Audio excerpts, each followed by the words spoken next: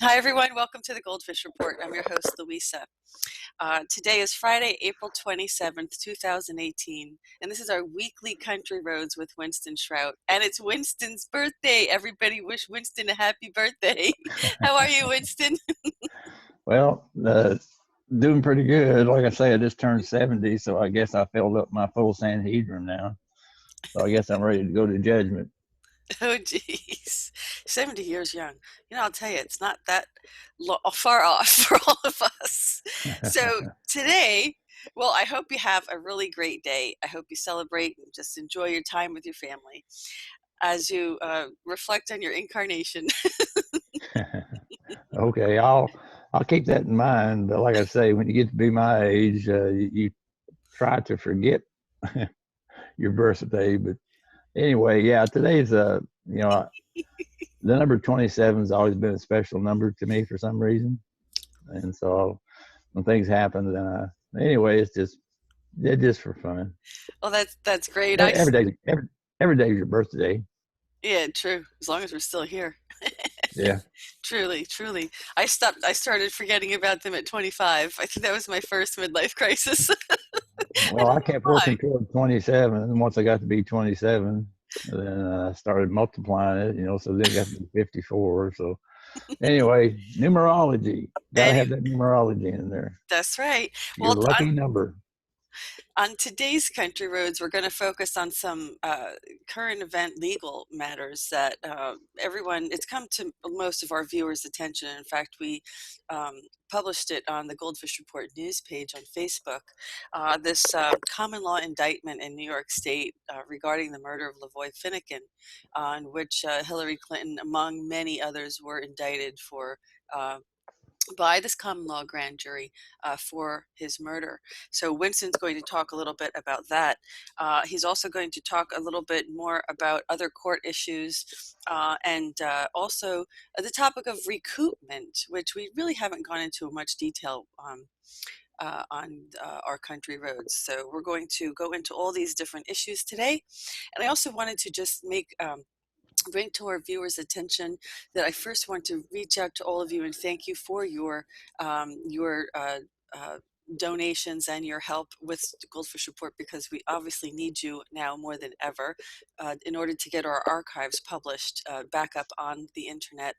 And also there's been a lot going on with Q, and I wouldn't let anybody, nothing to be alarmed about. Obviously, the big news today is North Korea and South Korea have made peace. Huge, huge, developments in the news. So we're going to have more of this in depth on Monday on our POTUS report with Jim Fetzer. But for now, I'm going to hand it over to Winston, and we'll get back to these new developments in the legal field. Thanks, Winston. Sure. Yeah. Here just recently, it hit the internet, and I don't think people understand exactly what it is. So perhaps I should screen share, what it is that we're talking about.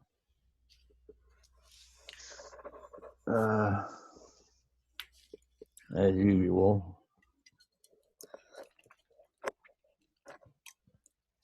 This was the indictment that was published on the GoldFish Report news page. Yeah. Yeah, people can go and get a copy of that as a character. I just wanted to comment on it so people will know what it is. Right. Now, this is an indictment that was created by a common law jury, grand jury. All right, which if you look at the statutes and so forth and the law, this is a perfectly legitimate effort. And they filed it in the Northern District of New York. Got a case number of the whole business. If you look at the top in blue, it tells you what case number it is.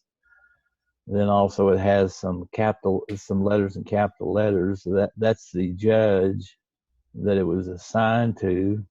Apparently, it's got two of them there. This LDK and DJS. I don't know who that might be exactly. But anyway, it was properly filed into the court. Now, let me just notice. You can only Uh-huh. see half the page because it's very large on the screen. So if you're referencing something that I don't think we're able to see, Yeah, then you can see what I'm talking about. yeah, it's only like half the page, just so you know. So, Well, I all know, right, but all you have right, to be able to, it has to be big enough so you can see what I'm talking about. sure. I Yeah, can no scroll problem. up and down. No problem. But anyway, what's kind of tricky to me is I don't understand why it has the letters CV in there, because that means civil generally. If it was a criminal indictment, it should have been filed as a criminal indictment. It should have been CR. But anyway, so I don't know what that was all about.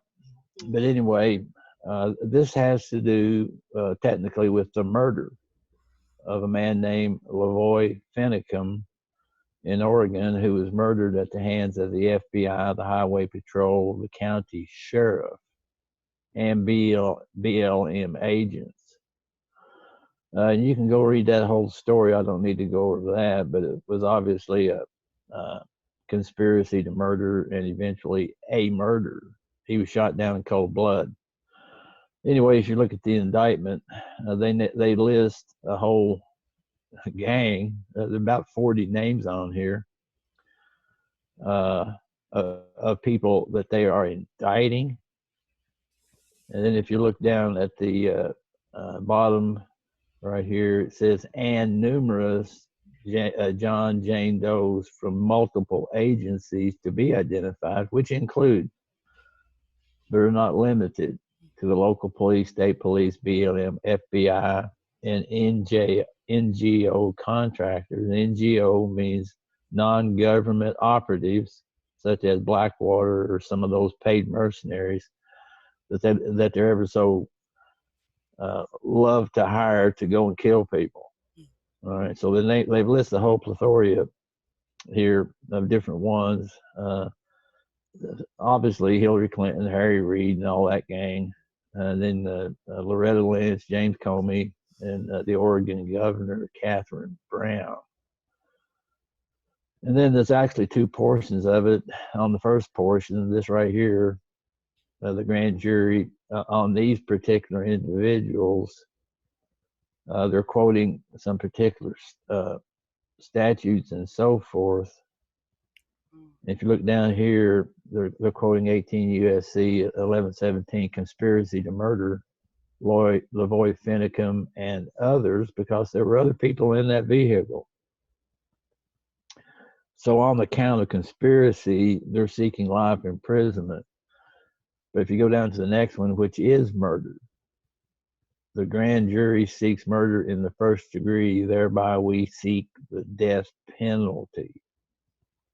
In other words, they want, if these particular ones listed Hmm. right here are found guilty of murder, the grand jury is recommending the death penalty. In other Right. words, death by whatever New York statutes Hmm. that they do. Now, the other group who are basically involved in accessory after the fact or before the fact or whatever, they're not requesting death penalty for them, but other remedies and so forth. Now, well, let me discuss common law grand jury indictments and so forth. What I suspect, and I think I've already heard some rumblings of it, is that once this indictment is put into uh, the federal court, then the federal court should appoint a prosecutor to prosecute the case. And what I would suggest will happen in the New York uh, district court there, they'll simply dismiss it. Then technically it would die on its own for failure to prosecute. But but this is little known, and it could only be implemented by people with very high skill levels, and that is the appointment of a private attorney general to prosecute this case. Again, private attorney general. Now, this was first brought to my attention years and years ago, and let me say, personally, I am not skilled to do that. but there are those who can. This was brought to my attention years and years ago. There was a fellow, I think he was out of Florida. His name was John Jennings. He's one of the old timers. I would highly suspect he's probably passed on by now, because this was back in the late '90s when Jennings and a couple of the fellows were operating. And I've listened to some of the interviews with John Jennings. He had a real bad smoker's cough. So I would highly suspect he's probably not with us anymore.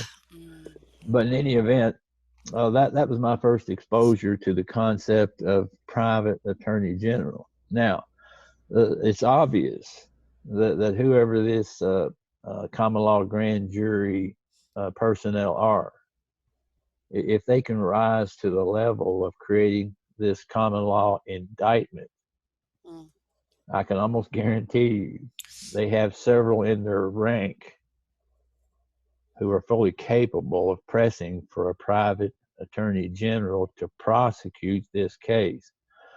In other words, if the federal prosecutor, the Department of Justice prosecutor there in New York, refuses or fails to prosecute this common law indictment, I can almost guarantee you that some of their number will come in as private attorney general and prosecuted.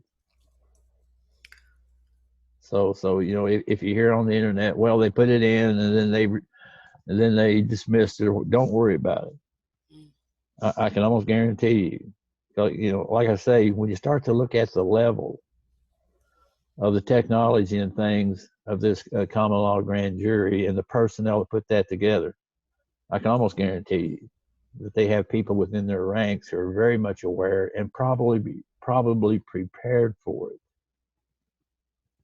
it to appoint and get in place a private attorney general.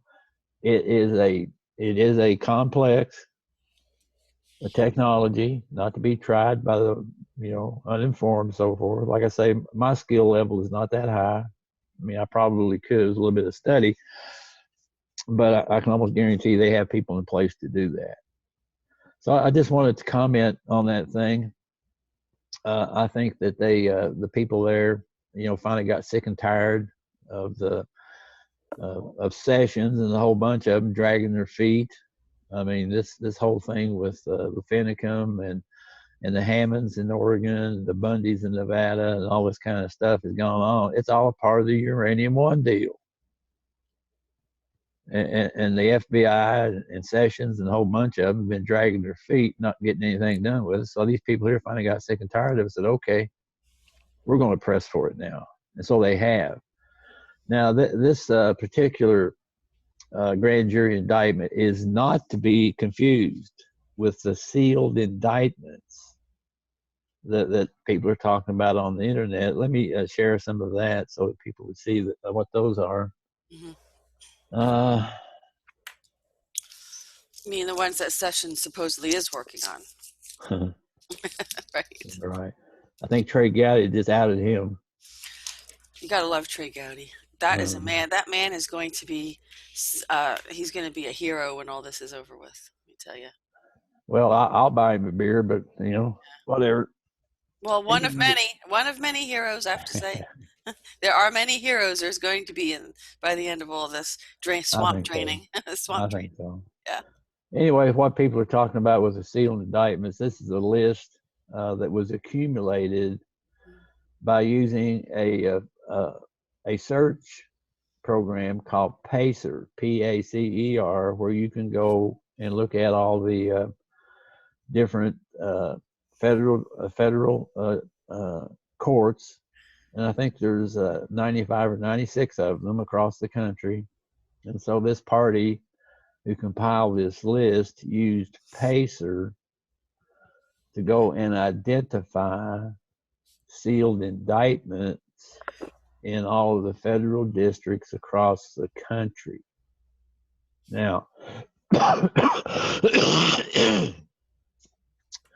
you'll notice that as of the end of March, they had identified 25,544. 24,000. Yeah. Now that number 25,000 right there is misleading. I shouldn't say misleading, but what you have to realize is there may be multiple defendants on each Yeah. indictment, multiple defendants. Right. So in other words, if there's conspiracy involved, if there's collusion that people call it, abetting, all these kind of things, then those individuals would be named on the indictments as well. So if you take the 24,000, if you multiply it times 5 or 10 or whatever, the numbers get much, much larger, much larger. Good point.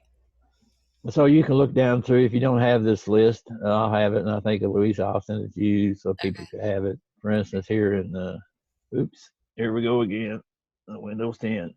I wanted to let's look, for instance, at New Jersey. Oh, New Jersey, 136. I'm not surprised. Me either. And I'm sure I know a few of them. I'm sure you do. But so you can go through it by district in your state.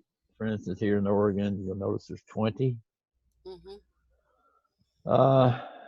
Utah is 10, which is kind of low in my estimation, but Wyoming, Vermont, some of the smaller states. Let's see what Rhode Island has here, just for the fun of it.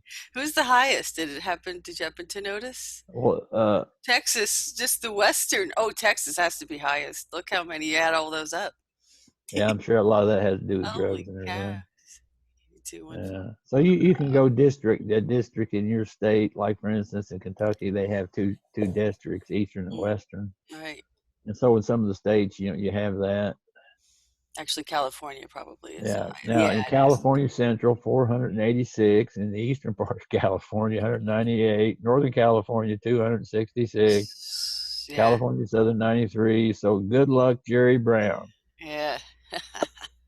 This is probably one of those multiple.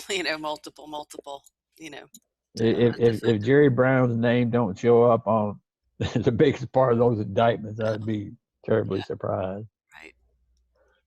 Anyway, this again, this is not conjecture. This is someone who's done the research using the program known as PACER to go through district by district and find out how many sealed indictments, because as been pointed out by some observers, in a typical year, in the whole gamut of the country, there might be 1,000, there might be 1,500 sealed indictments for the whole year.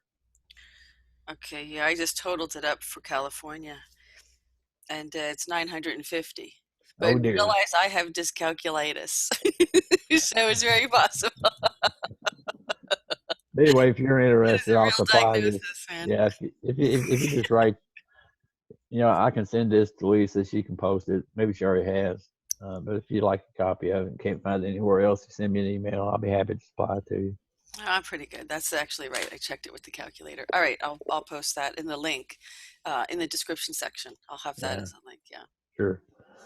But one of the big problems, because a lot of people have known about this. When we've known about these sealed indictments, I think was that since October. Yeah, that one lady. I can't hardly remember names and stuff.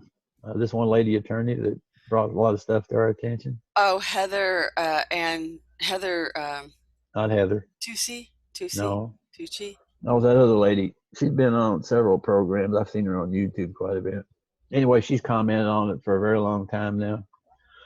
But anyway, there's your list. You look at your state, see how corrupt your state is, and go from there. So anyway, I just wanted to update people. Number one, on that grand jury indictment, and then I started to project on the probable outcome of that.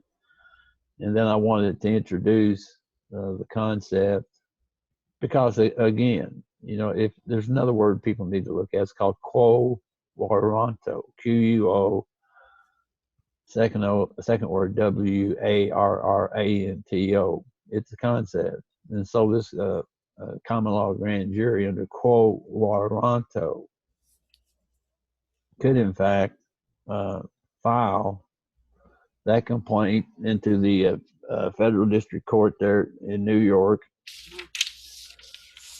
And then I would suspect that the establishment there, who probably should all go to jail anyway, they would probably try to quash or dismiss that indictment on some basis, which would give rise to someone stepping forward and assuming or taking the position of private attorney general to prosecute that indictment and come out with a verdict, come out with a judgment. So don't become concerned, folks. If first thing you know, it's all over the internet. Everybody become enraged.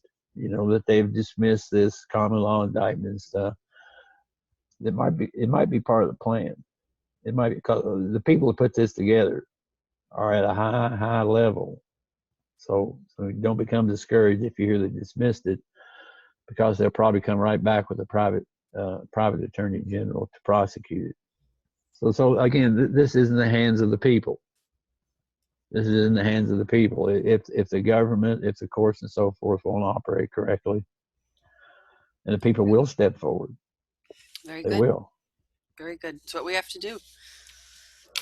Yeah. So anyway, that's a little bit of the current events, that are happening in the country and so forth. I think if people want to keep up on the internet with some of the things that are going on, like you said, Trey Gowdy just unloaded on Sessions. That guy needs to go. That guy needs to go. Why Trump would let that guy hang around, I don't know. I'd have fired him the next day. He acted the way that he has. He has suppressed. Yeah. All this kind of stuff, and right from the very start with the special prosecutor. The reason why they had to bring in special prosecutors is because Sessions recused himself. For what? Right. You have to have a reason to recuse yourself from responsibility. Conflict of interest. Okay, Jeff Sessions, what was your conflict of interest? Were you a participant? What was your conflict of interest that you refused to prosecute what you called the special counsel for? And Gowdy's all over him now, and Nunes and a whole bunch of them are all over him now to get a second special prosecutor in there because the FBI, it has been reported, the FBI has launched 3 separate investigations on the Hillary Clinton email thing, with the computers and all that, on Uranium One, and what was the third one they were investigating? Anyway, the FBI, without the uppers. I mean, people in the FBI, they can act independently without the permission of their superiors. And so that apparently people in the FBI have launched 3 separate investigations. And so, it's getting pretty tacky for some of the miscreants. I'll put I'll it tell that you, way. I mean, the reckless spending of all this wasteful, this Yeah, I money, know. it's like really the American people, taxpayers really need to stop, allowing their money to fly out of their wallets, not, allowing or permitting, this reckless spending. The government needs to be held accountable, and it's our job. We're the checks and balances people. All right, go ahead. Yeah. Yeah, I've always said, the way to stop corruption is just cut off their money. And then people say, how do we do that? How many times have we shown that income tax is illegal? The people keep doing it. People keep sending their money in, even though we've shown time and time again, not myself alone, but many, many people have shown where the tax money goes to. And if you look at a pie chart of where the money goes, only about 6% of the money that's collected by the Internal Revenue Service actually comes back for use by the government. Now, where in the heck the rest of the money go? Well, how about the Vatican? How about the Queen of England? How about the Federal Reserve? You see what I mean? And so, you know, if you want to see change in these things, cut off their money. And if you don't know how to do it right, man, I'll tell you. I mean, this is, you know, this is ridiculous. In any event, today I wanted to go over a few things that might be of interest to people. People from time to time call me about this, that, or the other. And, you know, they get into a situation in a court or in a legal situation, and you know, and they really don't know what to do.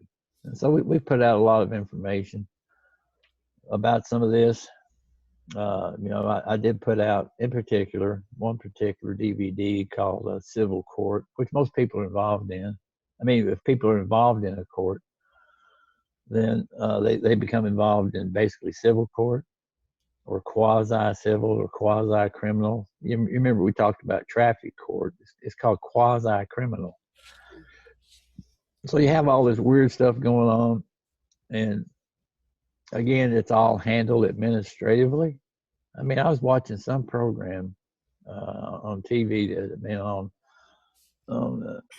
Xfinity. You know, they got these series, you know, and every once in a while they say something, and I perk right up and say, wow, they're actually saying that on a TV program. Mm-hmm. I get the biggest kick out of it because, you know, probably 99% of the people who listen to that program have no idea what they just said. But it sure perks my ears up when I hear some things bantered about on some of these programs. I mean, I even heard something the other day. They brought up quo warranto. I thought, Jimmy, Christmas, they're saying that right there on the TV. And so, you know, from time to time, you know, things pop up.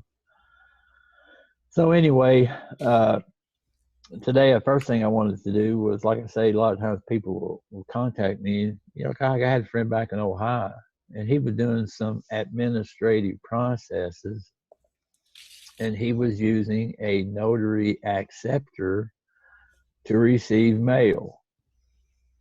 And so the state came in and prosecuted the notary for doing their job.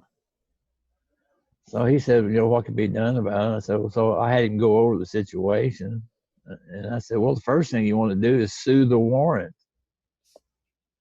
And, you know, and he paused a minute. He said, what do you mean sue the warrant? I said, well, go and sue the warrant. Because just as you soon it, just as soon as you sue it, that's the proof that it's invalid. Now, let me give you the information here so people would see some of this. I'm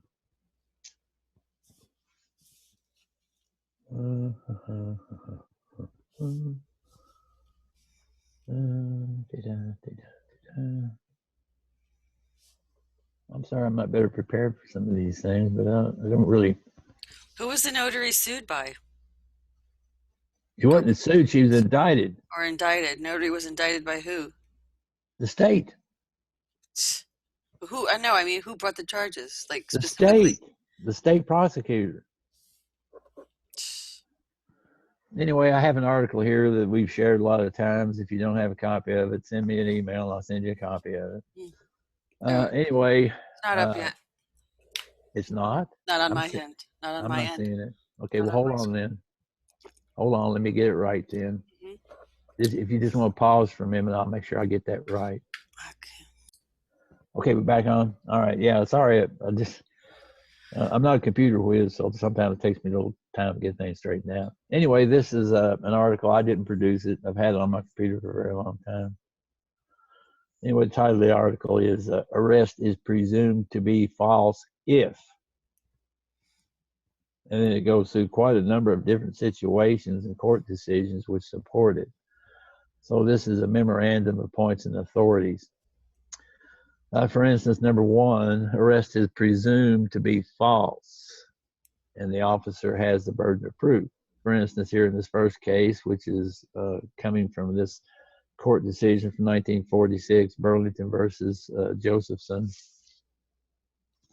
It says the only thing the plaintiff needs to plead and to prove if alleging false arrest is either, number one, that the defendant made an arrest or an imprisonment, Or number two, that the defendant affirmatively instigated, encouraged, incited, or caused the arrest or imprisonment.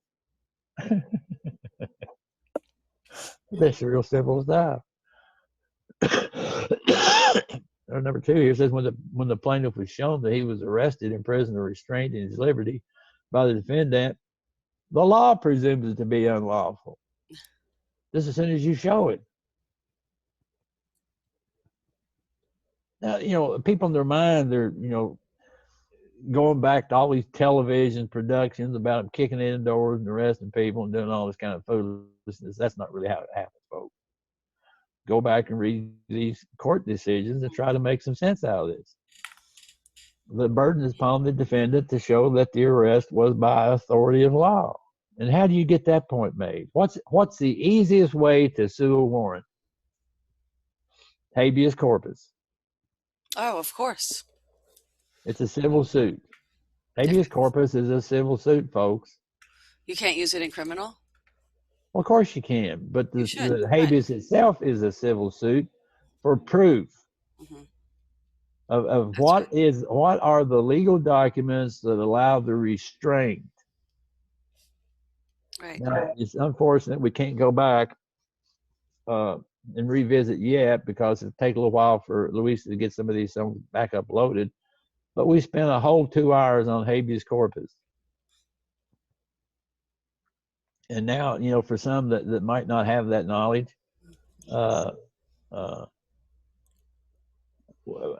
we do have a DVD specifically dedicated to habeas corpus. It was kind of funny, you know, when we did that interview on habeas corpus, the very next day, Judge Anna Von Ritz was on the phone to me and was ordering 5 copies of it. Because it apparently was something they hadn't incorporated into some of their technology yet. And so I'm sure they made very good use of those DVDs, and so can other people. Yeah. So again, we had the interview about habeas corpus, but it had to do with the DVD on habeas corpus. So if you have some kind of an arrest going on this kind of, what would be the first thing you would do? Habeas corpus. Or you could just go file a civil suit, and I'll talk about that in a minute. Because when my friend called me and said that, you know, the notary had been arrested for doing her job, he said, "What can be done?" I said, "Well, go sue the warrant." He said, "You can sue a warrant?" I said, "You can sue anything."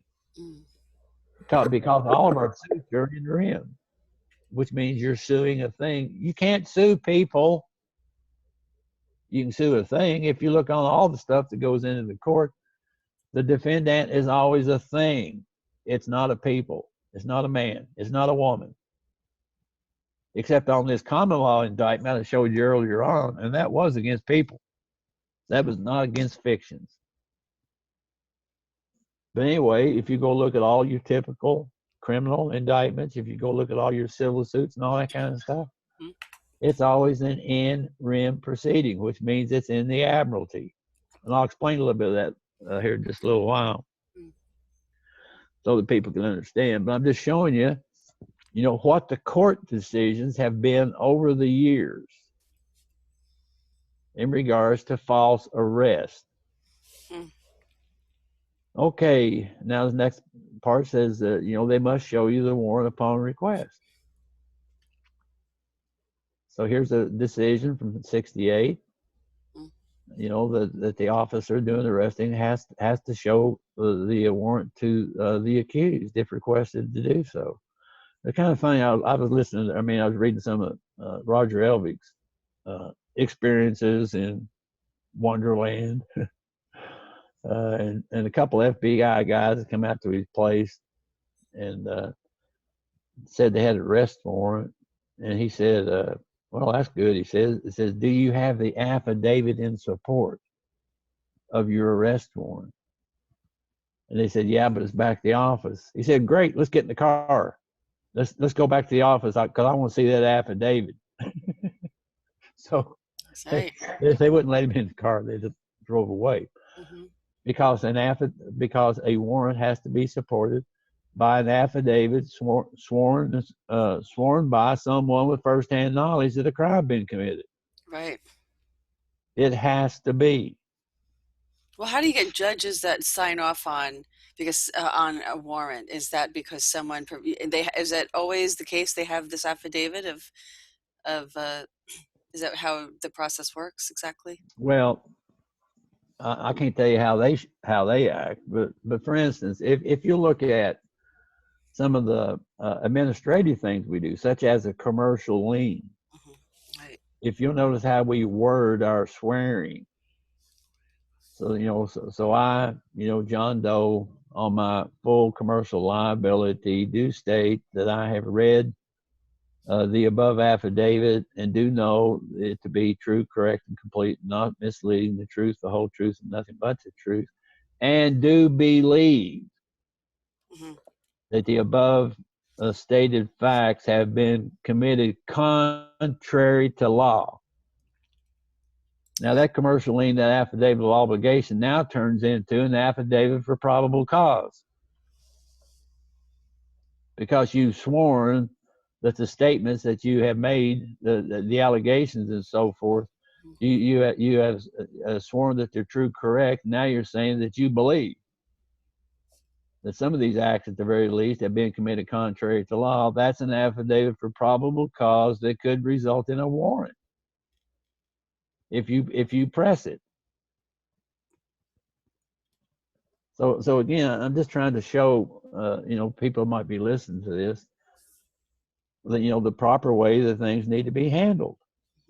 And if whether or not they're handled that way by your local authorities or state authorities and stuff, I don't know. You just have to wait and see how that happens. But if you have been involved in something where they weren't handled properly, you can go back on it this way, with simply go and sue the warrant. Habeas corpus is the easiest way. And then, once you prove your habeas corpus, you can always roll that into a civil suit, because now you got a case number. So if you want to sue for damages, for instance, I had a friend call me up, and they had some kind of warrant for his son. Now he and his wife were not divorced, but they were separated. They were living in separate locations, and one of the kids had been up to something. And so the local police broke into the house, and his wife had serious MS, and she was in a wheelchair.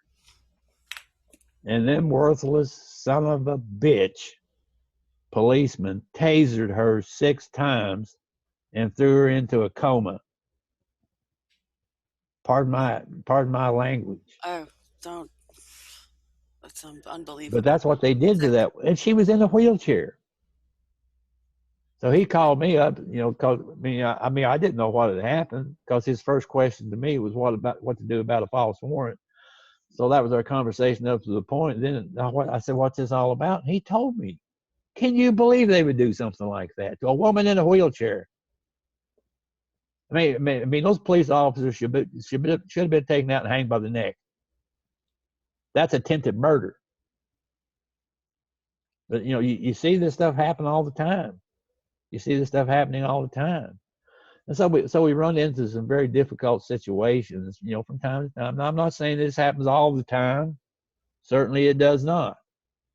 But when something like that happens, the public outrage should have gone through the roof. Right. It's unbelievable that something like that could happen. I'm Woman sure in it a wasn't wheelchair. reported. I'm sure it wasn't even reported. I don't know what Sure, they happened. probably suppressed that. They don't They want probably did. But in any event, getting back to the subject matter without getting so hot under the collar like I can do sometimes. Getting riled up now, Winston. Yeah, I do get riled up. I mean, if you want to come and taser me or some like a woman in a wheelchair with serious multiple sclerosis, can you believe that? And they knew it. She was well known in that community for her condition. And they went there. They were trying to kill her. And they come close to it. Well, because she would have been a witness. That's Yeah, why. because somebody in a wheelchair is resisting arrest, and she wasn't even on the warrant. It was a kid. It just okay. I'll get off. Folks, I'll this get is why, off it. but this I'll is why, get off it. look, this is why Jim Fetzer says we have our Second Amendment right not to protect us against from shooting bears. We don't have the, our Second No. Amendment. We have it to protect us from tyrants, okay? Not from Yeah. bears, but from tyrants. And that's why we have our Second Amendment, folks. These are tyrants. But, people are Yeah. sleeping, Winston, you know? Well, anyway, let's go on with this.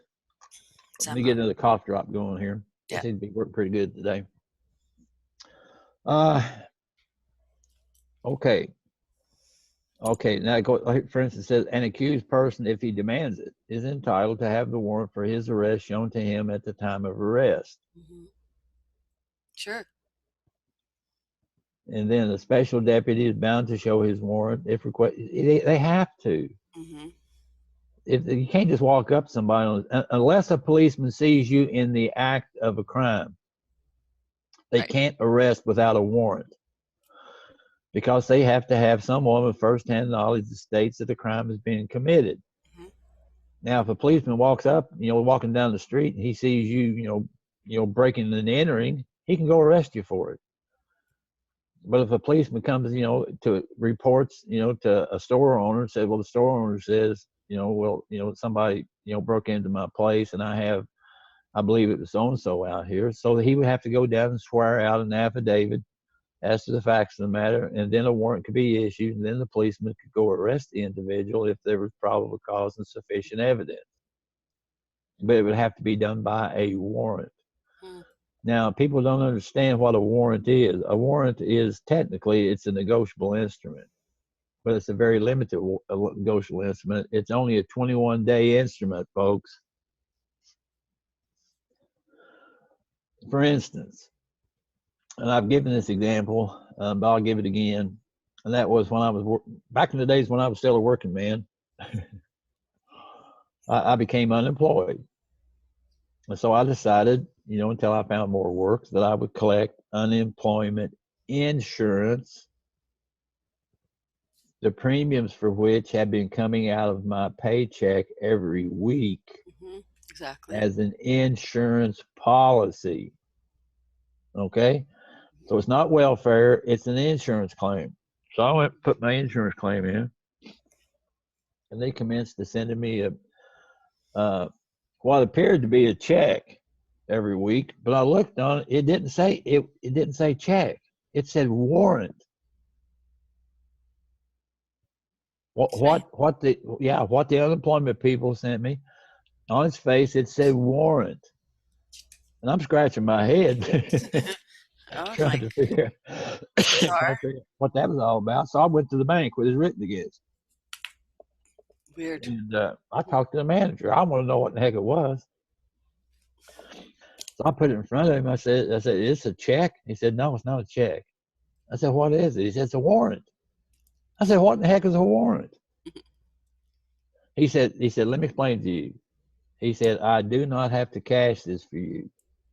He said, I do not have to give you cash money for this warrant, but we at the bank do it as a courtesy to the state.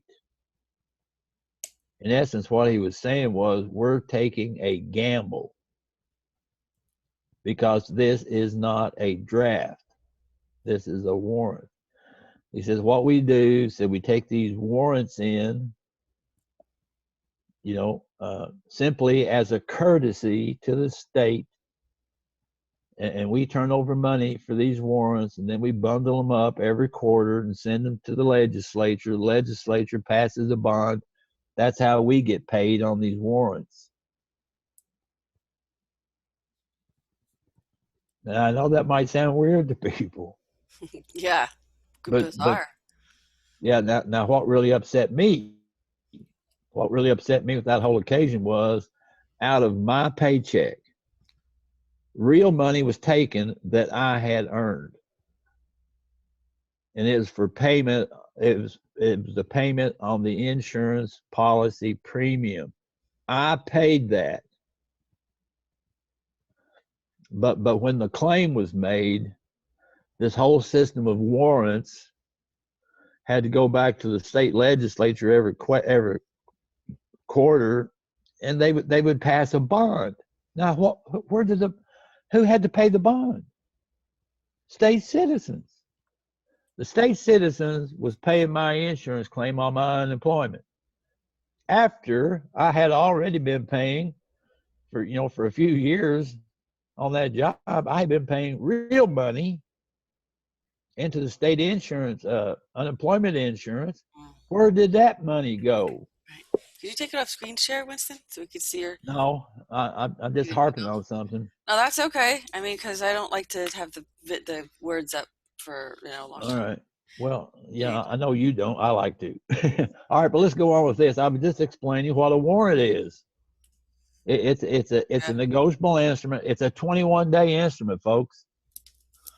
Anyway, I wanted something else. Yeah. Okay, I have something here in yellow. So let's read the whole thing. A warrant must be valid. A constable justifying an imprisonment under a warrant must show that the warrant on its face is legal and that the magistrate had jurisdiction of the subject matter. Right. Meaning, you should also demand a copy of the affidavit giving the judge probable cause to issue the warrant. All warrants must issue upon submission of an affidavit of probable cause. So if a policeman wants to come up with a warrant and says, I want to place you under arrest, you say, okay, well, let me see and not a copy of it either. They have to have original signatures to go and do anything with. They can't take copies. No rubber stamp. No rubber stamps. Original signatures. And so if they come up and say, well, I got a warrant for your arrest, you say, well, let me see it. And then you say, let me see the affidavit in support. Just like Roger did. Them FBI guys showed up and said, well, we got a warrant for your arrest. He said, great. He's great. He said, let me see the affidavit for probable cause. And they said, well, it's at the office. He said, great. He tried to get in the car. He said, let's go down there and see it. Obviously, they didn't have one. Right. And Roger called their bluff on it, and then they backed away from it. Because I'm sure in their mind they figured if he was smart enough to know that he was going to raise all kinds of trouble with them, because they didn't have that. All right, then it gets into no rubber stamp signatures. The United States Supreme Court stressed the need for individualized review to avoid the issuance of rubber stamp warrants. There it is for you, folks. And then false arrest. Okay, false arrest is assault and battery. Oh. It's a crime. Yeah. An illegal arrest is an assault and battery. The person so attempted to be restrained of his liberty has the same right, and only the same right, to use force in defending himself as he would have in repelling any other assault and battery. These are court decisions, folks. Anyway, this is a real good article. It has a lot of good information in here.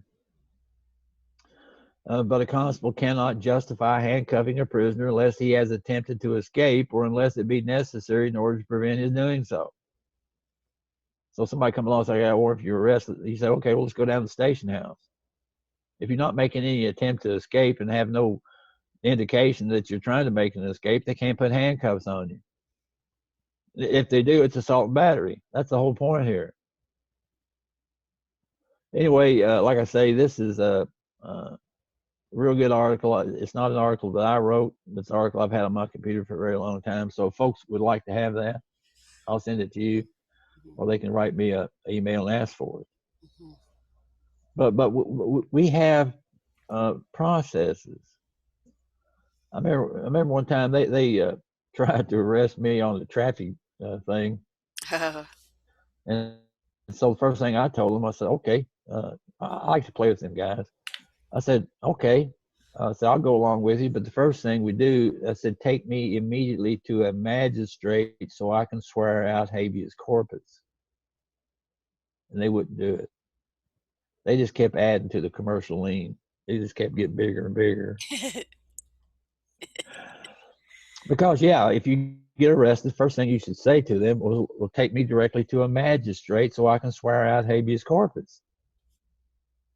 Because if nothing else, if they don't take you to a magistrate so you can swear out habeas corpus, at the very least, it's a reversible error under failure for due process. See? So, people are so used to watching television, and the police officers, the constables, and so forth are so poorly educated. Mm-hmm. But sometimes, if push comes to shove, you may have to make a believer out of them.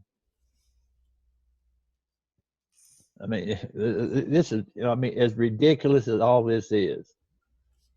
I mean, we have people, who are simply set. I mean, I talked to a guy one time. I think he was in L.A. or someplace, and he was just sitting on the curb. Police come along, hassled him, arrested him. He was just sitting there. I had this happen to one of my own kids. I mean, apparently at this kind of a bowling alley place, where kids like to gather. They got games and stuff. And apparently, the day previous to that, some teenager apparently had vandalized or done something wrong to destroy, property there at that place. And so the next day, my wife had told my son, said, I'll meet you there at a certain time. I said, be there. She said, be there, and I'll pick you up and we'll go home. So he was just sitting there by this. He wasn't even inside the place. He was just sitting there, I guess, maybe on a bench or something. A couple of cops rolled up. And he listened to him. And one of them said, hey, think we should arrest this kid? Then I said, well, we ain't got anything better to do this afternoon. So they arrested my kid. Gee whiz. That's what I'm telling you. I mean, where was the probable cause? Where was the warrant and stuff? But this stuff goes on all the time. Yeah. And you won't put an end to it until you get down serious with these people. Because that's just what they do. They're poorly trained. Poorly trained. I mean, they might train them in hand-to-hand combat and how to shoot straight, but they don't train them in legal process or what the law really is. And so you may have to go and take definitive action in some of these situations. And that's how you get the problem cured. That's how you get the problem cured. All you got to do is do it once, and things change. Well, like I say, where I was at in that community years and years ago, I mean, I developed a reputation, and that's how things worked for me. Well, you already have developed a reputation through the internet too, Winston. So I think they're quite foolish now to mess with you. Well, things don't always work out like what they think. Well, Put it that way. And so what I've tried to do is use my experiences and couple it with some technology and so forth. And so like I say, in your communities, in your counties, in your states and stuff, you're not going to see change until you do something as drastic, perhaps, as this common law grand jury in their indictment. Knowledge is power, right, Winston? And I can just guarantee you, they got somebody sitting there in the wings, ready to come on as a private attorney general. I can guarantee you they do. Anyway, let's get into. We don't have a awful lot of time. There was one thing I wanted to describe so that people would understand what's called in rem suits. How do you spell that? Because everything, yeah, IN, second word REM. It's a Latin word. It means a thing. Okay. And so when you sue in rem, you're suing a thing. And if you like I mentioned, if you look at all the court cases, criminal and civil, the defendant is always a thing, even though it might have what you think is a name. It's not a name. Right. It's not a name. It's a thing. If it's a all in capital corporation. letters. It's a corporation. It's a trust. It's a dead person or whatever, but it's a thing. A fiction court cannot sue a man. It cannot sue a woman. A fiction court cannot do that. And all of our court system, unless you can turn it into a court of law. We've talked a little bit about how to do that. But all these fiction courts are nothing but exactly that. They can't sue a man. They can't sue a woman. They can only sue a thing. And so that's called an in rem proceeding. All right, so you're suing a thing. Just like when my friend asked me about, what to do about, the notary that had got arrested for doing her job. I said, well, go sue the warrant. That'd be the first thing you do. Go sue the warrant, because you're suing a thing. But if you sue the warrant, like this information I just showed you right here, if you sue the warrant, then it's automatically assumed that the warrant was fraudulent. And there's the court cases for it.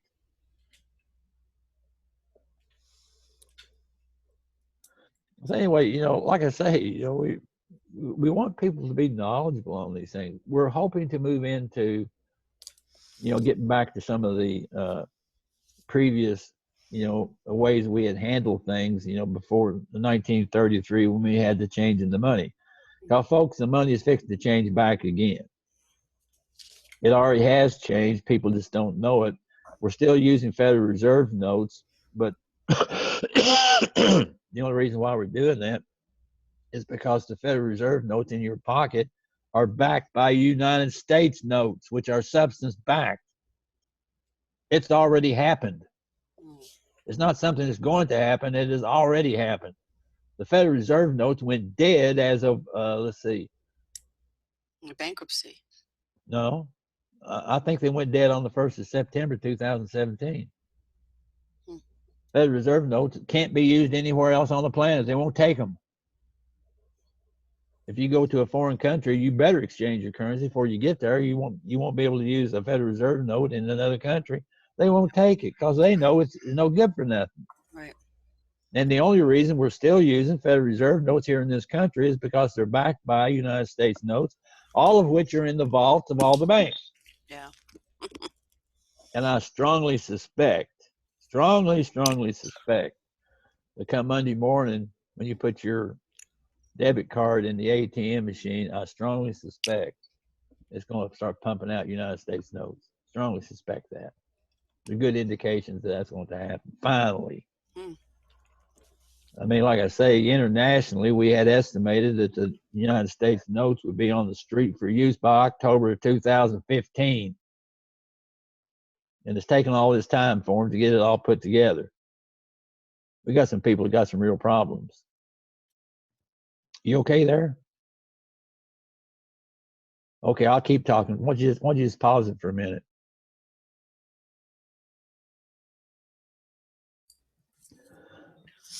Okay, sorry, we just had to pause that for a minute. I had to wipe the nose a little bit. But again, with this new issue of the money and so forth, then we will see a rollback, because the problem in our legal system that has been created is due to the money system. That's what's caused the problem. So if we fix the money problem, there will be a rollback in the Justice Department. There has to be. See, so if we get back to a substance-based currency, then you're going to see a rollback, because again, the thing that happened in 1933 with the fictionalization of money in the form of Federal Reserve notes enabled House Joint Resolution 192. You can go study that. But in essence, what happened, they eliminated the ability to contract. Because again, man, we did that one, some of you might remember we did that one interview based on that one article by Lee Brobst. And one of the main points he was making in that article was that a contract doesn't exist where it's made. The contract exists where it's paid. So if you can't pay a contract doesn't exist. You see what I mean? And so you see, with the debauchery of our money system, then all of a sudden, our contracts are unenforceable. You can't execute them. But when we get the new money, with the United States notes, which are backed by the Treasury Reserve notes, which are fully backed by substance in the form of gold. Finally, folks, you'll be able to go back and successfully contract because you have a remedy. Now, right now, in our present judicial system, there's no remedy available for you. There's no remedy. And so our justice system is turned upside down because of the money we use. Anyway, I mean, that takes a little bit of deep thought. You have to kind of ponder that just a bit to make some sense out of it. But consider what I've said. Our justice system depends on the money that we are using. Mm-hmm. And there is no remedy in any court in the country using Federal Reserve notes. It does not exist. But this is how they monetize the dockets, right? Well, of course. So our whole system has been bastardized because of the money issue. Now, when we get this money issue resolved, then we can start to resolve our legal system. But we can't until we do. All thing we do is go in there and play games and act silly. That's about all it amounts to. So you're saying for people, just to be clear, that they are inextricably, I can't talk today either, inextricably connected. Yep. The financial system and the judicial system. Directly connected. Directly. Inextricably. Symbiotic. Well, I don't know that word. That's a pretty big word for hillbilly. But yeah, I'll whatever you said, I agree with it. Okay. That's interesting because one of the things that we're not hearing about, we're hearing about the child trafficking, we're hearing about, the indictments, we're seeing politicians jump ship left and right. We're seeing all of this stuff happen, which looks good, but we're not hearing anything about the courts themselves and how the role that they're playing to, as I would say, an accessory to all of this. Well, see, this is a problem. When we started first, and I showed you all those, 25,000 sealed indictments and stuff. Right. Why can't they go and start that process of arresting and committing the trials? Because the money system has to change first. Because you can't take somebody to trial if there's no remedy. Even for capital crime, you can't take somebody to trial unless they got a remedy. And you can't have a remedy as long as we're using Federal Reserve notes or any other kind of fictional or fraud currency. This is not rocket science. Pardon me for getting so excited. But yeah, God, the solution to these problems is so obvious to me. Why can't everybody else see this? Well, Winston, we love your enthusiasm about it. I mean, it's very contagious, and everybody wants to get as excited as you about it. But we don't really, some of us don't really see or know how all these pieces do fit together so well, like you do.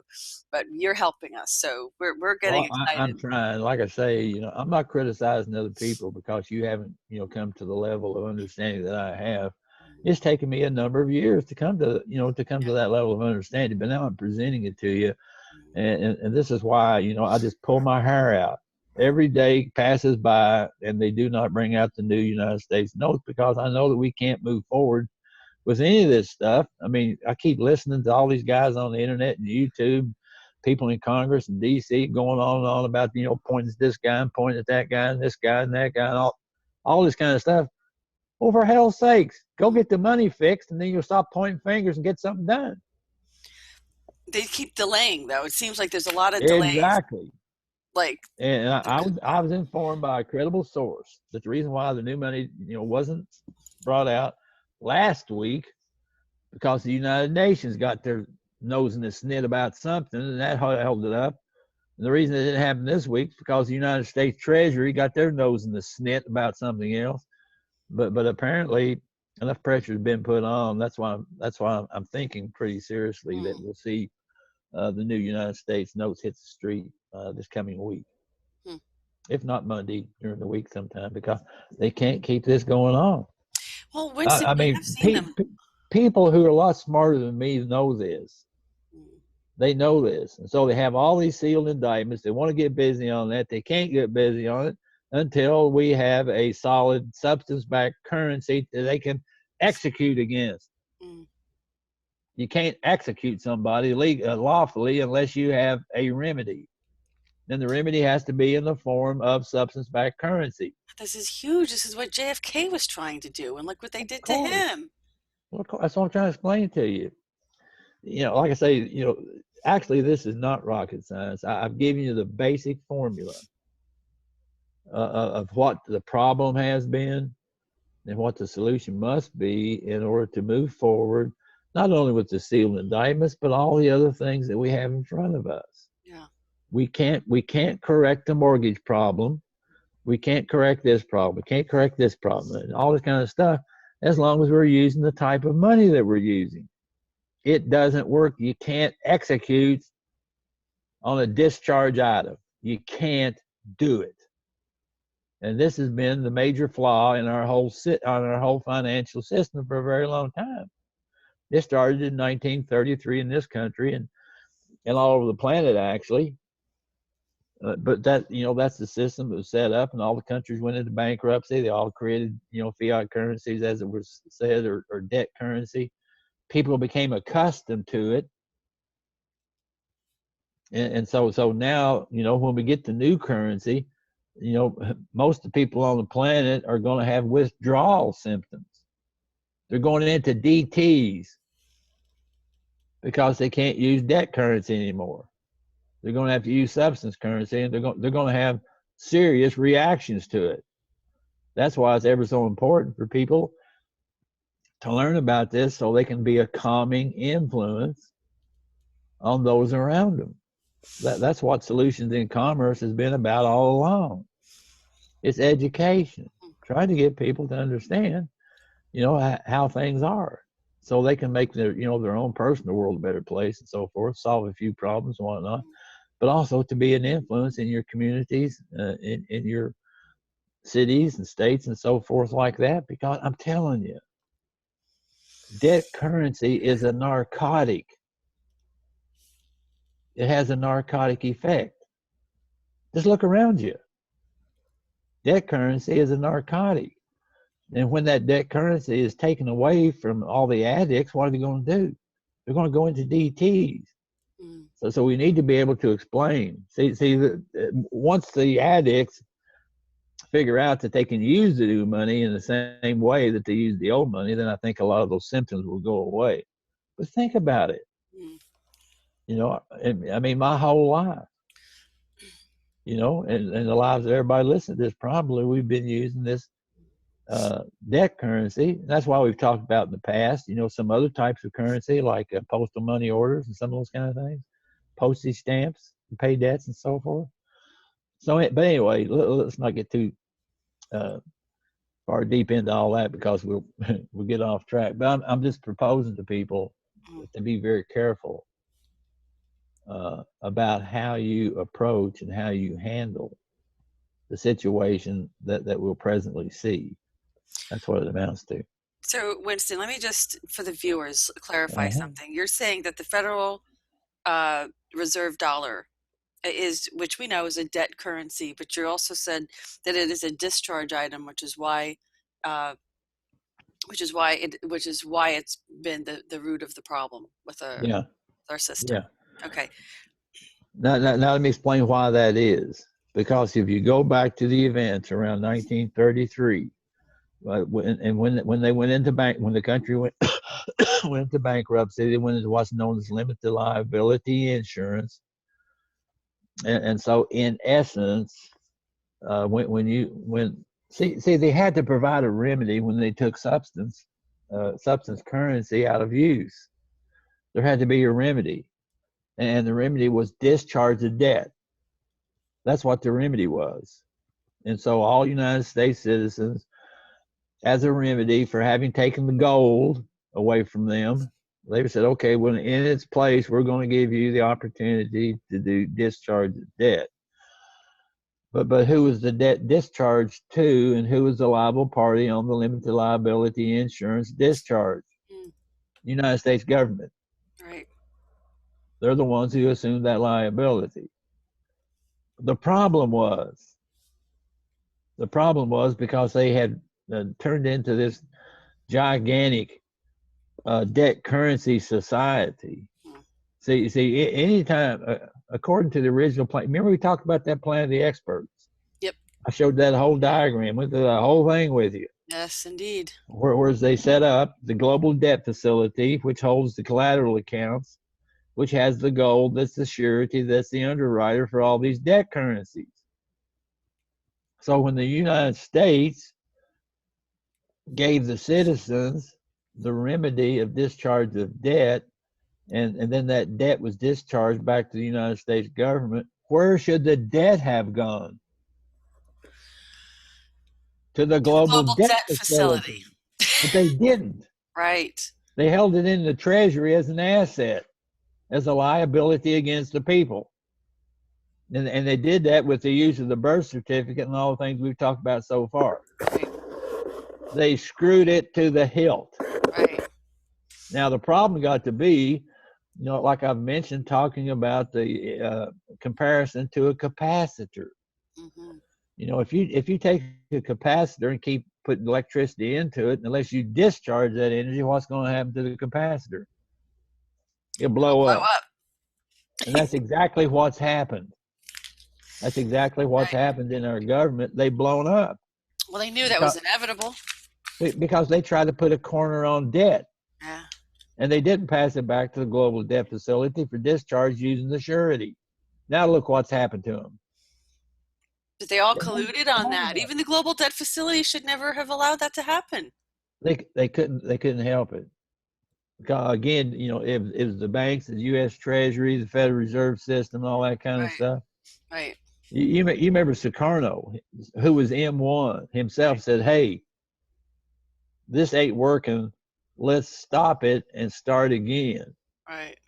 And so they arrested him and held him for his suggestion.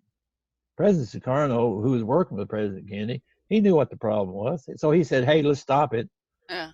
Cut it all off and start it again." But because of the power of the CIA and all those other people, he couldn't get it done either. We're talking about guns and clubs here. Right. And you know what? Q keeps making references, folks, just to tie this into what's happening currently also, is that Q always makes references to JFK and that there were new documents released, and I haven't finished looking through them. But the reason I think there's this, you have to realize that it's so much more important than him just releasing who shot JFK or who was responsible for it. This is what it has to do with. Exactly. What Donald Trump is trying to do is he's trying to complete what President Kennedy was unable to complete, what he set out to do, what he was going and had plans to do. And it wasn't only referencing the secret society and the megalithic plan to conspiracy, or monolithic, I'm sorry, not megalithic, this monolithic conspiracy, which is what President gives were his quoted words, to enslave every man, woman, and child. And he was referring to the way the monetary system was working. As Winston just pointed out, he knew this and understood this with Sukarno very well and tried to change it. Yeah. So again, I get a little bit animated, when I start talking about some of these subjects, and I can't help myself. It's like, I know what to say. I know what to say, and so I get a little bit more animated about some of these subjects, and perhaps I ought to.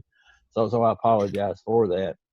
But I'm just trying to impress on people that the solutions, that we're looking for the change, for the new paradigm shift we're going into. We talked, the other day we had an interview with Scott. We were talking about ascension, raising of vibrational frequencies and all those kinds of things.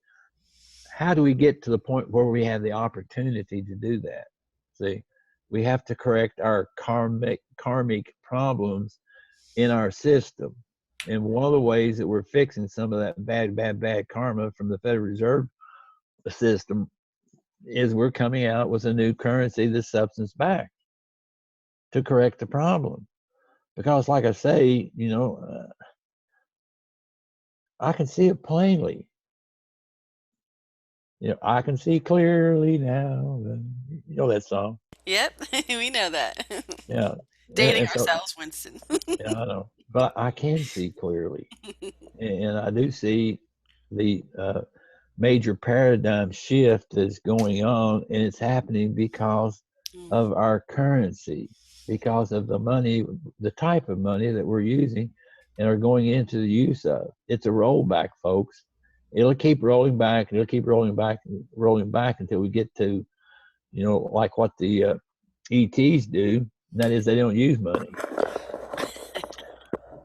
So anyway, we're trying to get to that place. It's going to take us a little bit of time and effort to get that far. mm. But we came from the stars.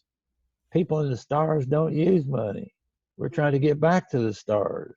And if we expect to get to the stars, I mean, the ones who get on the ships and stuff and go out into the universe, they're not going to take American Express with them. I can guarantee you. Well, I can only hope, Winston, that we went through all this for a reason, so that it will not duplicate itself again somewhere else on in another future, someplace else on another planet or another system or wherever, or Yeah. even on Earth. Well, Let's we're hope that we getting went through all this for that benefit. yeah we're getting things fixed here. And it's taken quite a bit of effort. Some of the very smartest, best minds on the planet. Not me, but some of the very best minds on the planet have worked on Way this. too humble, Winston. Huh? You're way Well, too humble. well number two, I'm way too old. So, but in any event, I think people should watch for this, participate, and be knowledgeable. Not just for yourself, but for people in your family, your community, and stuff, because they're not going to understand what happened Hmm. or what is happening. And the main problem with that is that it retards the progress individually and of us collectively. Right. Because if I have to stop and go back and explain first grade economics and commerce, I mean, when I could be giving PhD lectures to people at that level, I mean, what does that mean for my time? I don't have that much time. And so I would rather be explaining things Mm. on a much, much higher level. But if I got to back up and go back to, Commerce 101, I'm being held back. And the people who could benefit from commerce, 401 are also being held back. So everybody should learn these things. And when you have the opportunity to explain them to those around you, then do it. But you have to understand it first before you can explain it to others. And so as Solutions in Commerce, that's what I've been doing for almost the last 14 years. Mm. 14 years I've been doing this. And so we've produced information, DVDs, education materials. We had seminars. We've just been at this ever so long. And so Solutions in Commerce is a support for people. That's what we're here for. We're here to support you in your education and trying to get to some of the information that might in fact be very helpful. And we're constantly developing as we go along. Now, I want to get to another thing that has come up from time to time. There was a fella, I listened to him, I think back in 19, or maybe 2000, or 2001. Somebody said, hey, we're going to have a guest speaker over here in Las Vegas at a certain place, and he's going to talk about void judgment. I thought, wow, what's his name? His name is Richard Cornforth. He's from Kansas. I said, really? Somebody from Kansas knows about something? So anyway, I took the journey over to Vegas, and I was thrilled. I was thrilled at the level of information and knowledge this fellow had. I don't know that he's been active in the last number of years. I really don't.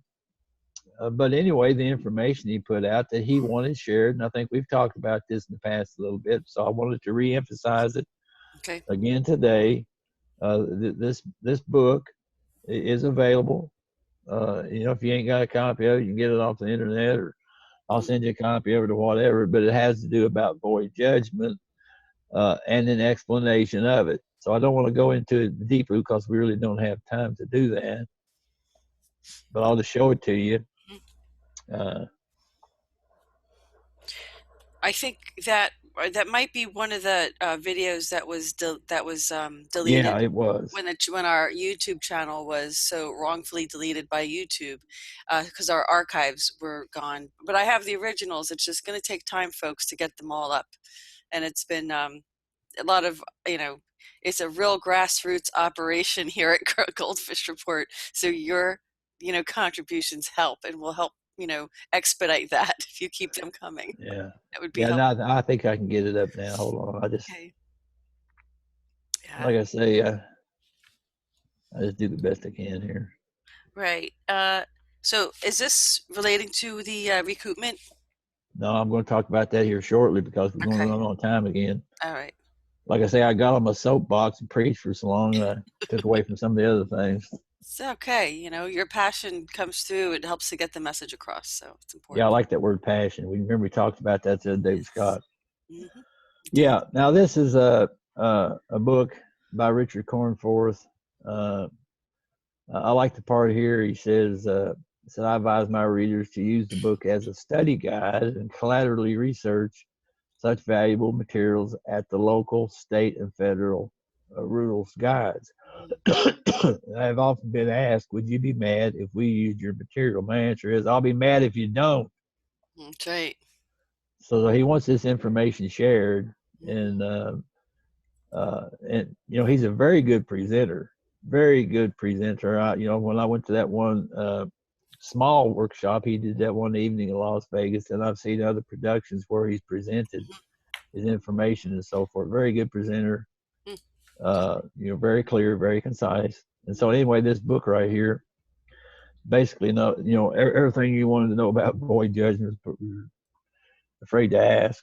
Anyway, in this book, he has table of contents here that you can go through and pick things out. Talks about the two-tiered court system, common law, blah blah blah. Then he goes into fair debt collections practices, regulations Z and all those kind of things.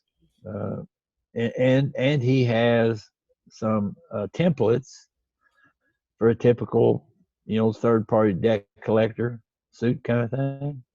So it's very good in that way.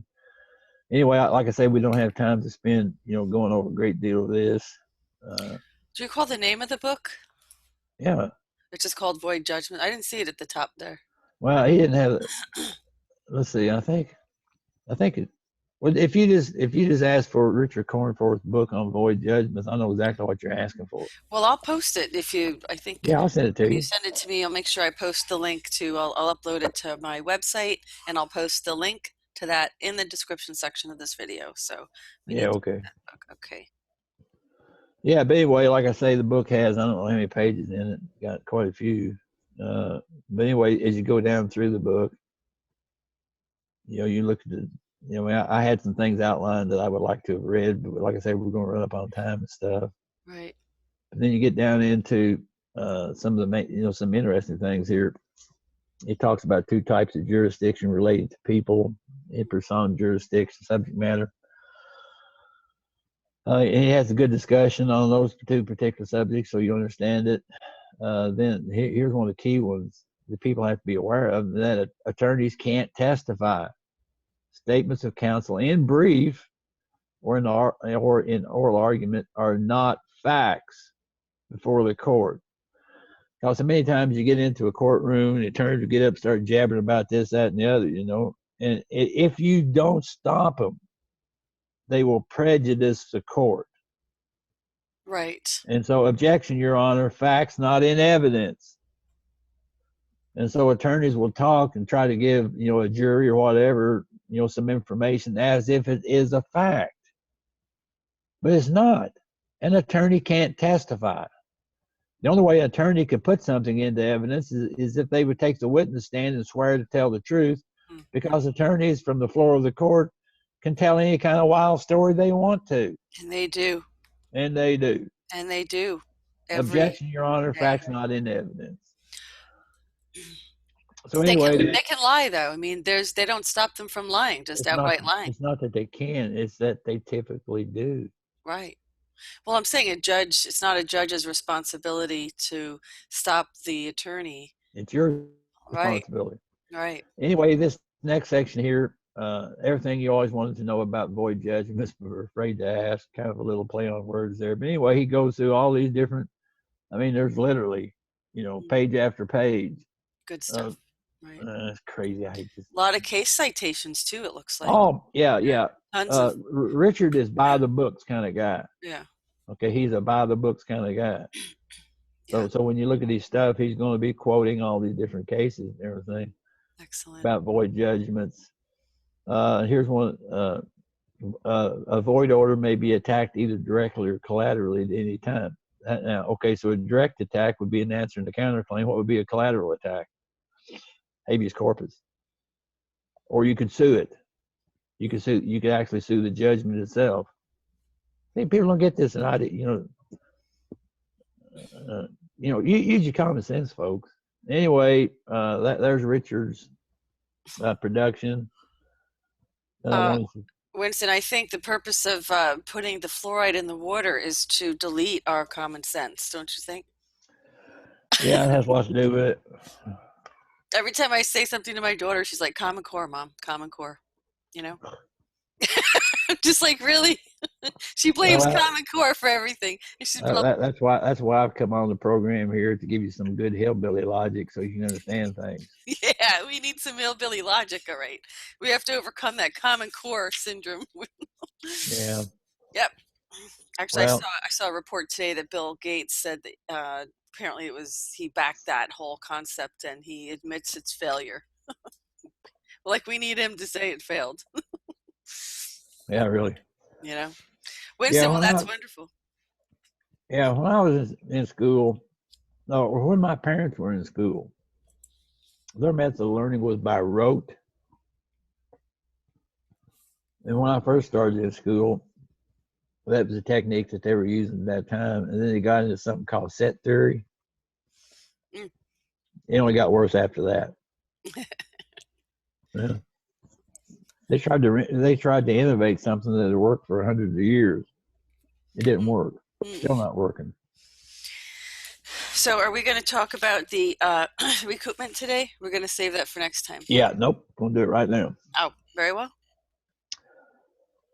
Yeah, if you go into Richard's book, when he starts to talk about vacating void judgments, such as, for instance, a third-party debt collector, you get that vacated. And then he says what to do about it. He said, sue them. He said, sue them, because now the way we sue, and I don't have time to go over it today, but we have talked about this in the past, it was a counterclaim. Remember how we had recalled that everything operates in double entry bookkeeping? Okay. So if you have one side of the account sheet, that's the complaint, then to counterbalance it, you come back in with a counter complaint. Right. And so when the examples I've shown on our DVDs and unlawful detainers and any kind of court case, you always come back with an answer and a counterclaim to balance the accounting at the very least. But having done that, with a counterclaim, and there's no reason to wait on the counterclaim. I'm not really sure Richard addresses this, but anyway, when I do a answer, I automatically put in a counterclaim right with it to balance the account. And then when I go and attack the original complaint and get that voided out, what's left? See, I don't need to go and file a new suit on a counterclaim. I got my counterclaim running. See? So I don't know if Richard, had ever considered that. Maybe he has since then. Like I say, I don't know him to talk to him. And that one little thing I went to, I don't know, 15, 18 years ago, when I listened to that. So maybe he's, if he's still operating, like I say, I haven't heard anything about him for a long, long time. But anyway, but Richard's, solution to avoid judgment, he's sue him. And so that was what we would call an action in recoupment. In other words, we're going to go recoup, what has been lost. Now, in this particular instance I want to show here, this has to do with a mortgage. Now, you could use a recoupment for anything where assets have been liberated from your trust. You can go do a recoupment on it. So in particular, this one particular recoupment we want to look at today is simply one that could be done in a mortgage situation. So let's take a look at that.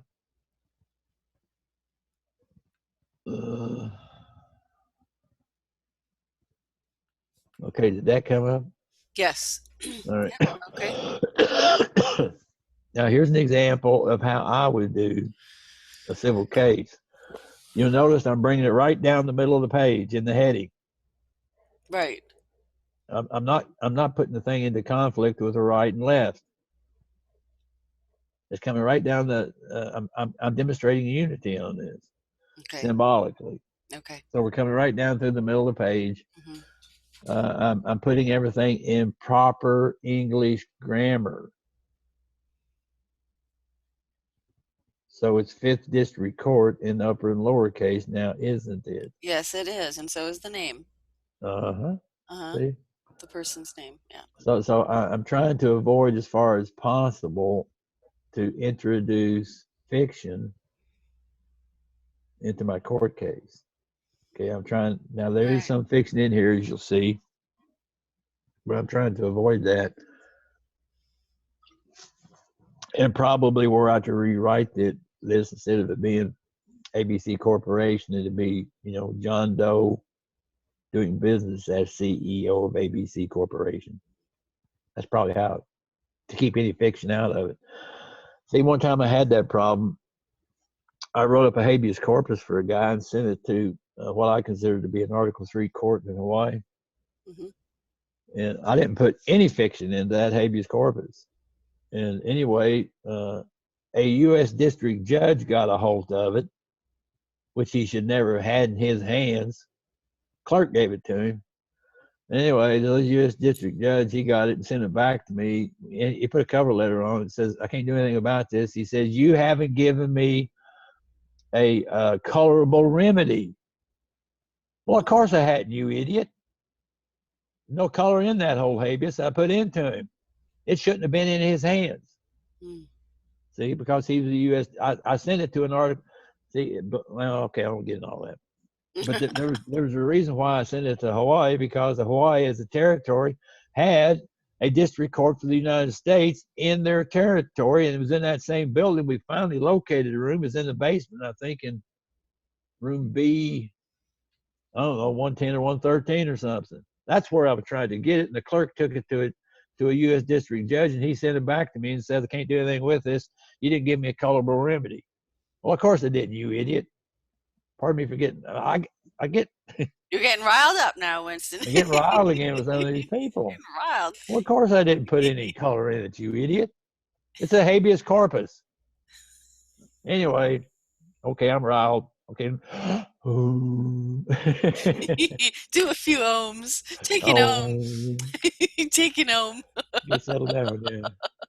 All right. Anyway, pointing to this, the reason I got onto that rant was because of the concept of putting fiction into this particular court case, the way I've written it. That's right. That's why. Now, as always, I start this out in the form of an affidavit.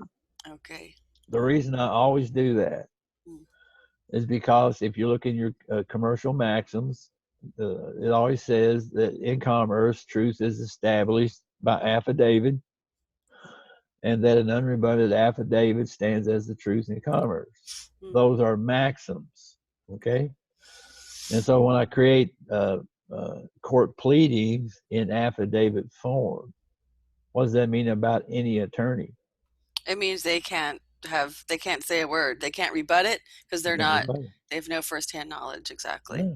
So, all right. Well, anyway, that's the logic behind all that. So you see it on the paperwork that I produce and so forth. Now, the first thing we're going to do, like Cornforth, showed, is we're going to establish, the jurisdiction and venue. So this court is is the proper forum to hear this action is John H. Smith, a man, resides in the Washington County. ABC Corporation does business in St. George, which is in Washington County, Utah. Now, here's something a lot of people get worried about. And like I've stated before, if you expect the court to do something for you, you're going to have to provide an insurance policy for them. Now, they do have a bond. They do have an insurance policy for their official acts on behalf of the court and on behalf of the state. But if you want the court to do something for you, you're going to have to give them an insurance policy, or what would be called a bond, an indemnification. That's what it is. Now, you can do it several ways. What I'm demonstrating here is the easiest way. Just write the bond directly into your pleading. That's the easiest way to handle that. You see that there? Okay.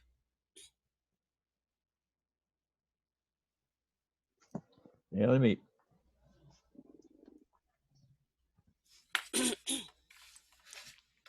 All right, so let's look at this a little bit. Sorry, I just had to wipe my nose a little bit. All right. We had 80-degree temperature here yesterday. Today it's in the 50s. Can you believe that? Yeah, it's happening over on the East Coast too. So, if the temperature gets down below 75, my nose starts running. I know. Anyway. It's the chemtrail lung. It's the chemtrail cough. Yeah, I know. It is. Anyway, so let's just look at this, letter of stipulation and undertaking. For and on the record, this is a bond of record to initiate the matter or answer the matter regarding case number such and such and associated matters. Therefore, I, the man, John H. Smith, state the following. This is my firm offer. Firm.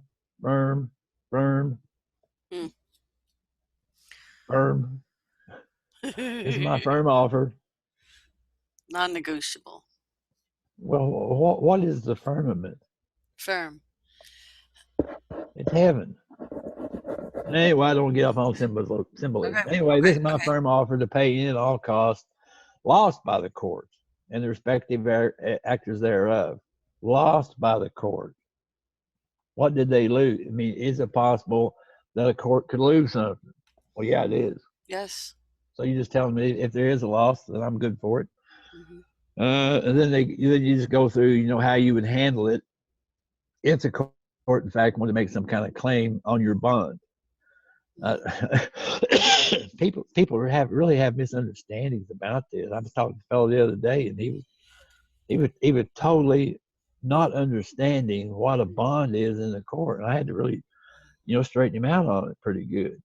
Anyway, you can write your bond directly into your pleading. That's my point. Okay, so here's an example of how you could do that. Now, we're going to talk about the facts in the matter. Again, this is all under affidavit. Right. All right. Now, again, what we're doing here is an action in recoupment. And I'll explain that, because what we're going to do, we're going to sue for the promissory note that was given at the time that the close of escrow happened. And so we either want the note or we want the money they made with it. And so I'm going to show you how that works. All right, so now we're establishing the facts. What happened? So on January the 2nd, 2005, got into a mortgage agreement, close of escrow, and a promissory note was tendered in discharge of said mortgage, see Exhibit A. Well, what's Exhibit A? It's a copy of the promissory note, see? Sure. All right.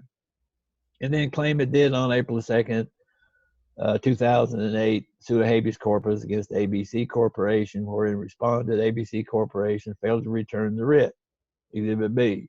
Okay, so what we were going for on the habeas corpus is for them to produce the original note. Aha. All right, then ABC Corporation had demonstrated that it does not possess the note tendered at the closing of the mortgage agreement. What happened to the note?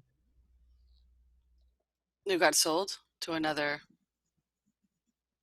Typically not. Like I said, I had a friend that worked in title and escrow for about 15 years, and he told me one of his jobs was when the note came in, he would go make 3 certified copies of it, send it to 3 separate banks for special deposit, and then he would go and shred the original.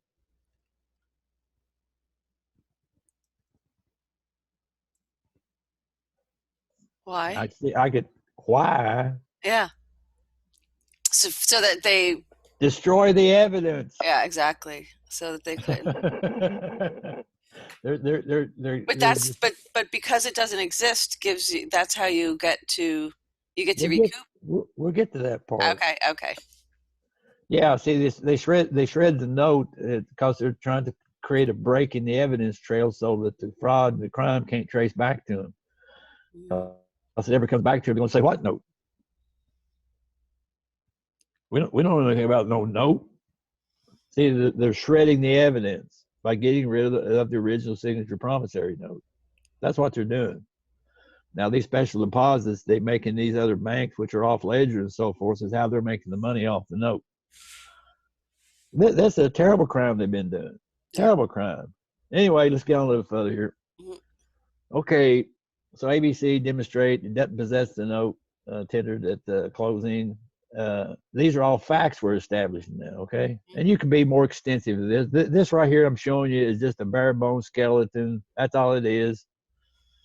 All right, ABC Corp has been receiving payments on the mortgage contract as if they were in fact entitled to execute the note. But if you look in your Uniform Commercial Code about holder and holder in due course, only a holder in due course can execute an instrument. And the bank don't even have the darn thing. I was just about to say something else. Holder, right. Holder in due course is the original. They have to have the holder in due course status has to be in place before there's any rights and defenses on an instrument, period. And so does the bank have the right to collect on a mortgage statute staple like we talked about with the Jewish Yetar thing we talked about a few times ago and so forth? Do they have the right to collect on a mortgage which is basically funded by the promissory note, which doesn't exist? They can't be holding in due course. Is anything these people are doing legal, lawful, or anything else? No, it's just a damn crime. And they keep it up. That's what we're trying to put an end to, you see. And boy, does the government push back when you do that. Too many pockets being lined, Winston. That's all it is. Too many. Yeah. Again, the fraud. They're addicts of a fictional currency. They've turned into addicts. And you know what an addict does to get his fix? He'll do anything. Yep. Even kill people to get a fix for his addiction. And that's exactly what these money addicts are doing. So this fraudulent currency, it has to come to a stop. Right. And I think we just about got to where it is. But let's go on now. And the whole government knows this, and they're allowing it to happen. They know that they're addicts also. Yeah, they're addicts also. People, we have to hold them. It's our responsibility, and it isn't going to change unless we do the checks and balances. Yeah. Okay, number 7 fact here. It says ABC is in fraud as their failure to return the writ. In other words, they hadn't produced the note, the original signature note. Because we just use habeas corpus to do it. You could do subpoena duces tecum or any other technique. Discovery don't work, I can tell you that right now. But you could use either habeas corpus or subpoena duces tecum or even the show cause to produce a note, which they can't produce because they don't have it anymore, and they shredded it. Anyway, they've demonstrated they have no right to collect on a note that they do not possess. Again, going back to holder in due course under Uniform Commercial Code, Article 3. Okay, fact of tax settlement. Now, the reason why I put this in here, because like Roger says, you're not entitled to equity until you paid the tax. Okay? This is Roger's thought process on this, and I agree with him. He said, so claimant having accepted for value and returned for value respondent's statement of account and supplied his exemption ID for the pass-through Treasury Direct back to the Global Debt Facility, has paid the tax on this account.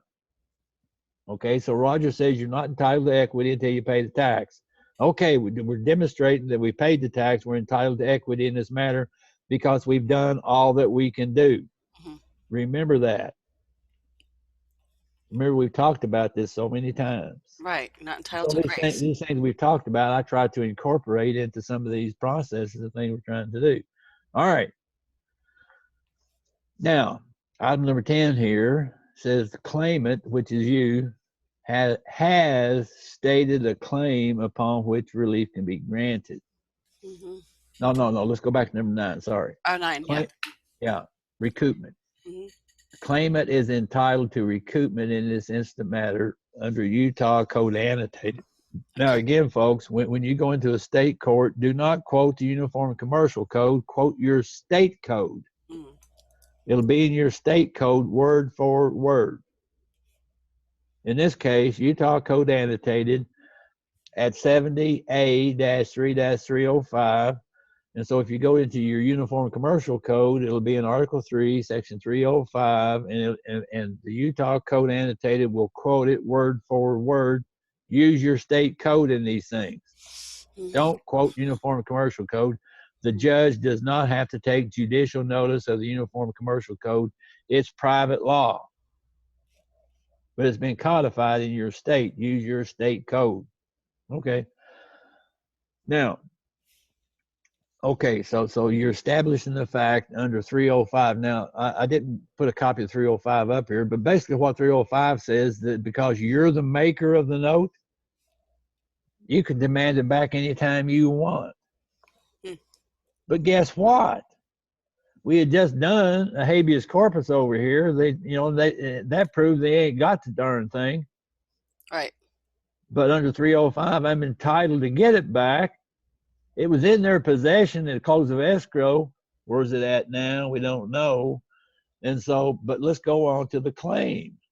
And that is, claimant has stated the claim under UCA 78-3-306 upon which relief can be granted. In essence, what 306 says is, if they can't produce the note, then the maker of the note's entitled to all the money that they made using that note.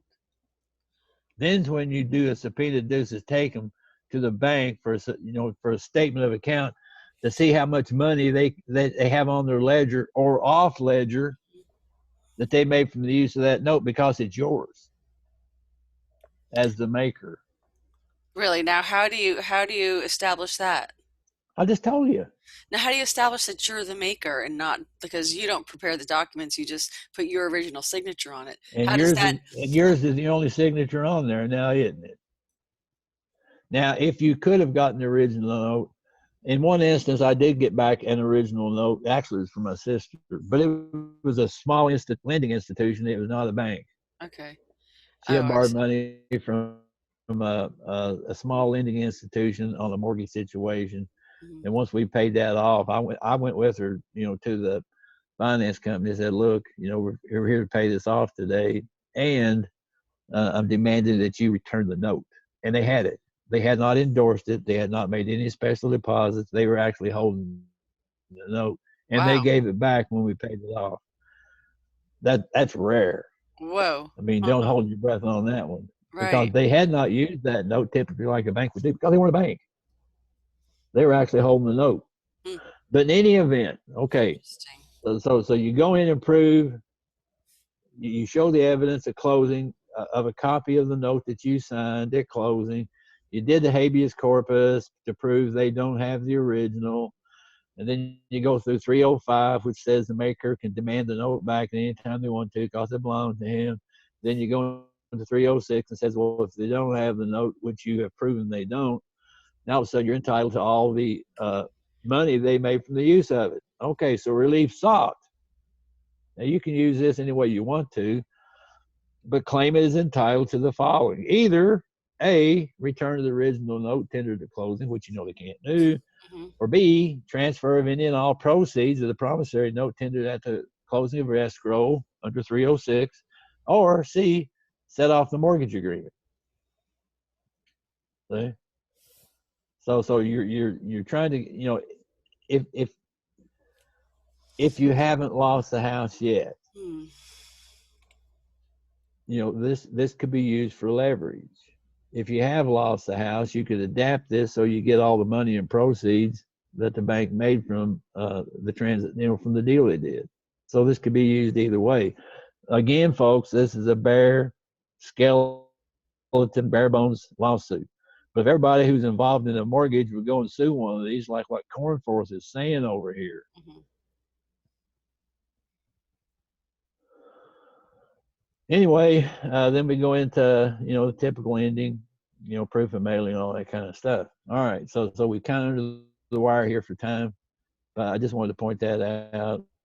If somebody would like more information on that, like I say, the single topic DVD that you can get from our website at a reasonably low price. It's called Civil Court, and it has explanation not only of this, but explanations and so forth. Or just send me and ask me for a copy of Accident Recoupment. I'll send it to you. All right. We're trying to get people motivated to get after these banks and stuff. Very good. So again, today's was all about court documents and all that kind of stuff. And I'm sorry I got off of my soapbox and got all excited about some stuff, but when I see people being bullied, yeah, when I see people being taken advantage of by a bunch of crooked banks, politicians, and the whole like of the bunch, mm-hmm. I don't like it. I don't like it. It gets me upset. And people say, like Hosea says, that my people perish for lack of knowledge. Well, I'm trying to give them the knowledge so they don't perish. That's what I'm trying to do. Thanks. That's what I want to do. Well, we're So really that's why we grateful. have these interviews, and that's why sometimes I get a little bit more excited than I typically would, because, like I say, when I see people being taken advantage of, Yeah. I really don't like it. So Yeah. anyway, I'll repent of my ways and stuff, and I'll try to smile and be happy, that I made it to 70 today. Who knows? Maybe next year I'll make it to 71. I don't know, but as long as I'm here on the earth, as long as God would put me here and keep me here, there got to be a reason for it. There got to be a reason for it. And it's not just so I can sit and watch television or go to an old folks home. So that's where it is, and that's what I've tried to do. To thank everybody, for their support, for this last, about 14 years of Solution Encounters. Because without the support of the people, I mean, I'd just be one guy that knows all this stuff. But now a whole lot of people know about it. Right. And when we do these interviews and when people support the GoldFish report and stuff, we're able to get the information out to ever so many more people. And so, it's a whole, you remember the old story about the guy said they were bragging, all the hunters were sitting around bragging about that guy. The guy said, yeah, he said, I went bear hunting with a club. And somebody said, a club? They said, you must be a brave man. The guy said, no, there's about 20 guys in our club. How do you define it exactly? Yeah. So anyway, That's cute, Winston. when one guy goes bear hunting, that's a whole lot different. He's got a club of about 20 other guys with him. So Exactly. that's what we're trying to work toward. To get a club to go after that bear. They're very good. Well, Winston, thank you so much as always for sharing this with us. Folks, we're going to put the links to these documents in the description section as Winston had mentioned, and you'll send those over to me. Yeah, I'll send them over to you as soon as we get done here. Okay. And so we wanted to thank our viewers for viewing, and please don't forget to wish Winston a happy birthday in the comment section today. So I hope you have a nice day, Winston. Hope the sun comes out eventually. I know it's a little I don't know. It'd be nice, wouldn't it? Oh, yeah. If it warmed up a little bit, I know. Well, like I say, yesterday was 80, today it's 50. What gosh, kind of crazy thing is that? It was like that too yesterday here. So we want to thank our viewers, and please remember to subscribe to our BitChute channel, and of course the new YouTube channel that we have. But you should subscribe. You should subscribe to both of them, because who knows? Well, we can't really rely on YouTube these days. But we are still using the new one. We just lost all of our subscribers, and all of the archive. And so it is going to take time to put that back up. So folks, thank you so much for viewing. Please, again, remember to visit our Patreon page to support the Goldfish Report, become a patron. You can also go to, of course, our blog is not completely up to date yet. That's going to take a little bit of time too. We have a lot of, Goldfish Report is not just our interviews. Goldfish Report is really a franchise, I would say, or an enterprise of different media platforms. And also, we're on Twitter. You can follow us on Twitter. You can follow us on Facebook, which is our news page. That's very active. And we do post our reports there, as well as many blogs who are a great network of bloggers who we know are happy to share our videos with our viewers. But also the latest reports and the latest news is posted on Facebook. And also, we are trying to open up an account on Steam it for I don't know. We got so many accounts going. We've got a Periscope account for when we do live streams. It's just getting crazy, folks. But you can really find us everywhere. So just please remember to subscribe to us so you can get our reports when they do come out. And having said that, Winston, I hope you have a great birthday and a great weekend, since it's Friday. Yeah, And let me say something else that sure. that impresses me to say, and that is at whatever level that you're able to participate. We want participants. We like to have viewers, but we want participants in whatever form that you can. If you want to participate with your earned money, that'd be okay. If you want to participate by taking the information and sharing it, that's a good thing. See, a lot of people don't realize, like I say, so many people on the internet have said we have been involved in World War III, and we have been. It's not a shooting war; it's a financial war. And so who is it that actually wins a war? Is it the generals, the Pentagon, the colonels? It's the privates. It's the privates who wage war, not the generals, not the colonels. It's the grunts. Now I'm a grunt. I'm a boots on the ground, and most of the people who listen to this are of the same category. We're not highfalutin politicians. We're not highfalutin military people. We don't do all these grand and marvelous things that all these people are claiming they're doing. But wars are won by boots on the ground.